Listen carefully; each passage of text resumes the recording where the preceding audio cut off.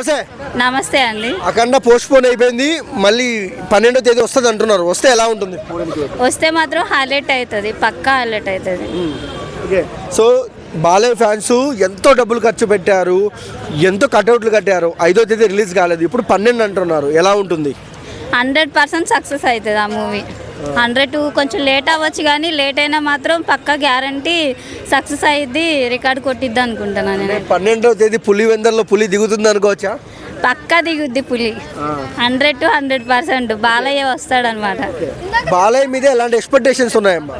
బాలయ్య అంటే but good ఎక్స్పెక్టేషన్సే. 100 to 100 success అయ్యిద్ది అనుకుంటున్నా. మూవీ ఎలా ఉన్నా కూడా ఆయన ఎక్స్ప్రెషన్ వల్ల పక్కా క్లిక్ అయ్యిద్ది అనుకుంటున్నాను.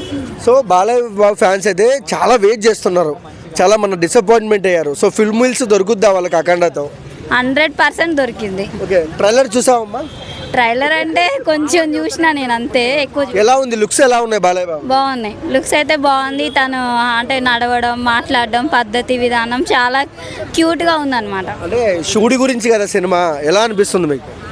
శివుడి గురించి అంటే పక్కా హైలైట్ అవుతుంది కదా. శివుడి గురించి తీసినామంటే ఖచ్చితంగా ఏదైనా వర్కౌట్ అవుతుంది. అంటే పార్ట్ 1 హిట్, సో పార్ట్ 2 ఇంకా హిట్ అవుతుందా? పక్కా హిట్ అయింది. ఓకే, ఒకసారి జై బాలయ్య అండి. జై బాలయ్య.